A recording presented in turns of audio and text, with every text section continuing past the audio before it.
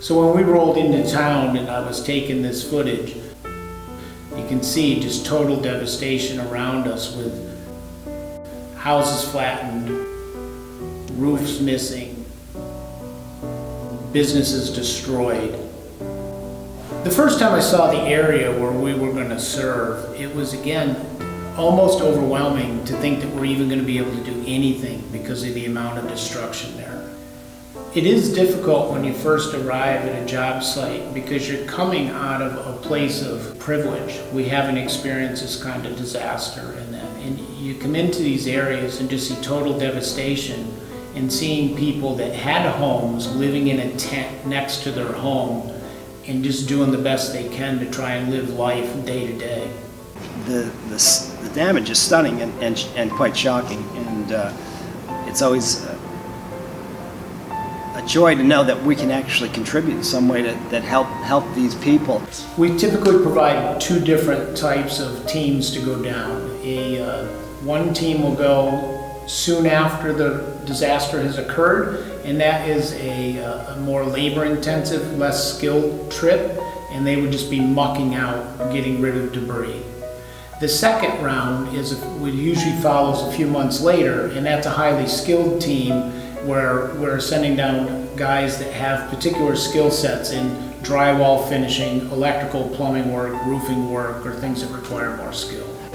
Our focus is to work with M&A, and their focus is to work through the local church and say, who are the members of this church, or who are the people that are related to this church, and what needs do they have, and how can we identify them and then solve the issues that they have to deal with. We've done all kinds of finish work. We've done drywall work, trim work, hung doors, done cabinetry, electrical, plumbing, virtually anything that the house needs. Typically on these trips, you do want to provide for your own tools if you have particular tools to your trade that you prefer to work with. There are usually tools available on the sites and materials are provided also, but in some cases we at Westminster choose to just provide the tools and materials when we get on site, and then we leave them as donations to the relief efforts behind us.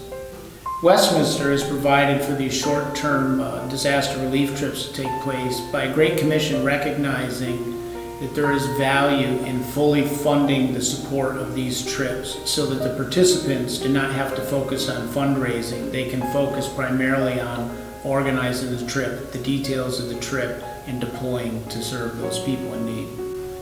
A typical time commitment for trips of this nature is usually a 7 to 10 day. It could be 7 to 15 days depending on the work that we need to get done and travel arrangements. I go on these trips primarily because it's an opportunity to serve the body of Christ. These people are members of PCA churches who have dire needs, and we can give something to them, and we've been given the gifts and the skills so that we can serve them. I see it as part of fulfilling the Great Commission is having the privilege, quite frankly, to use the gifts that God has given to us to serve those that are least among us in their most time of vulnerability and need. We appreciate the support of the congregation.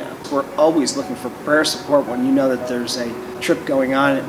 But more than anything else, what we need is volunteers, people who are willing to spend their time and go out and do the work. And we can use as many people who are willing to work as possible.